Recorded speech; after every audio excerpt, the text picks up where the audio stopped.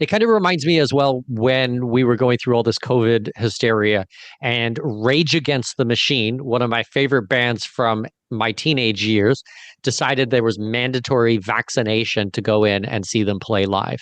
And I was like, what? Like, what machine did you think we were raging against here? Like, this is this is pretty bizarre upside down world here.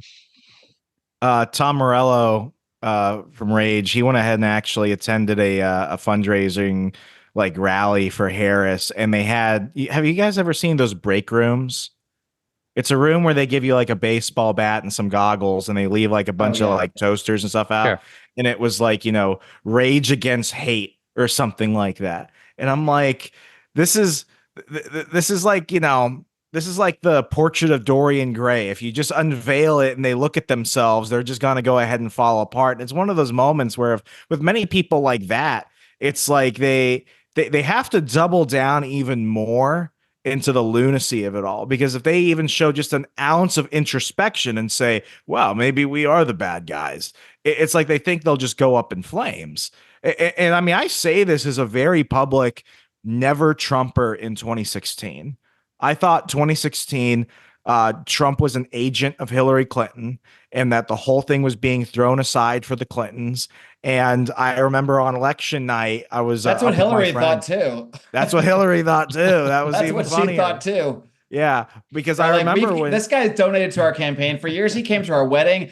He's great. We're gonna throw him up there. He's gonna be a big joke. I mean, he's Donald Trump. Come on, he can't be the president. That was the Pied Piper strategy that came out through the WikiLeaks emails that the Clinton campaign encouraged CNN and the corporate media to boost up Trump so that he would take the big fall at the end. And as we know, things didn't quite work out that way. which is the funniest thing about it, because I lost a lot of friends during the first Trump term because I said I actually think he's doing the right thing.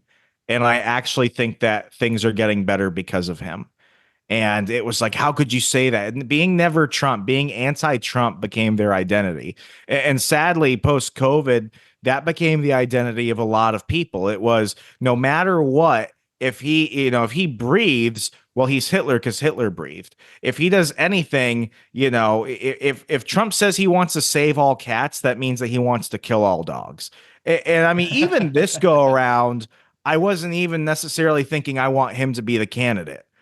Because I didn't. I actually thought he was going to go to jail very early on or something. And for the most part, much like yourself, Mark, I feel like a lot of people forgot that the lockdowns happened, and I felt like Trump held a degree of responsibility for that and the vaccines. I was very much in support of Robert F. Kennedy Jr., and two things really shifted me back to Trump. It was the Trump charges in what was the most BS indictment in U.S. political history. And it was ultimately when Robert F. Kennedy dropped out and endorsed Trump. And he said something which is just, I mean, every history book should read this, should have this. Children should read it. We should love our children more than we hate each other. And while that's waxing poetically, I truly think that he meant it, because in what world does a Kennedy endorse a Republican? Things are bad when you're bringing that guy to the table. He has sued Trump so many times over the last 3 decades, and that showed that this is serious. So it got to a point where it's like, if people are going to continue to hitch their entire identity that I just hate this man, you're not a serious person. You're just not.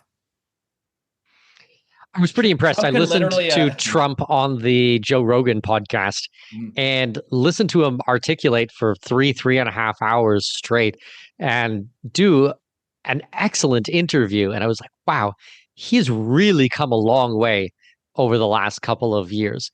He still had all the great digs in there and all the jokes and everything like that. But talking about some serious things, I mean, he really did a fantastic job.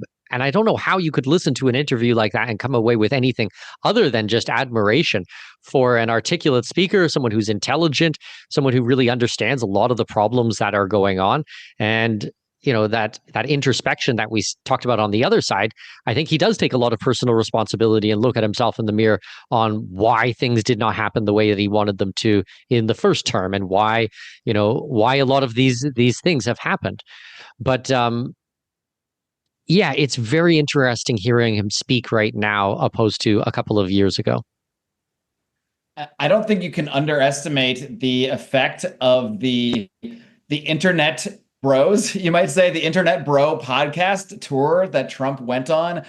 He went on Theo Von's podcast. He went on The Undertaker's podcast, which was a really bizarre thing to watch, but it was amazing. And then 3 hours with Joe Rogan. He also, unfortunately, he didn't go on Part of the Problem, but Dave Smith, who has a humongous audience, much bigger one than when I first interviewed him many years ago, he turned and decided to endorse Trump largely based on that Joe Rogan interview. And Joe Rogan also endorsed Trump. We are now talking about people that do have audiences in the millions when you combine them all together.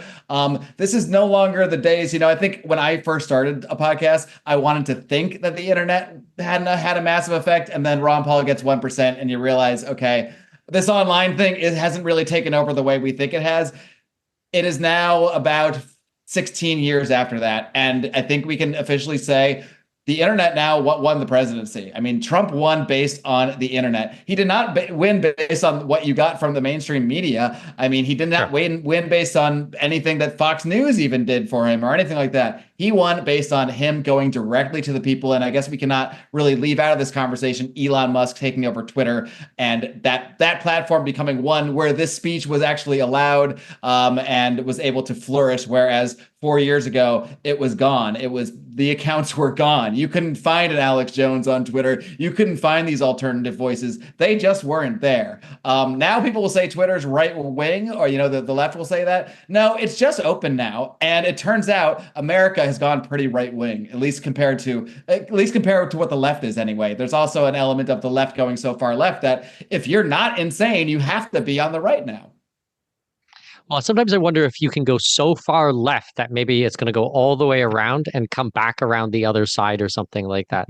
Like, I don't know, like, is there ever, is it going to stop, or is it like, I don't understand, like, what is going on in this cancerous mindset, which, like, I don't know.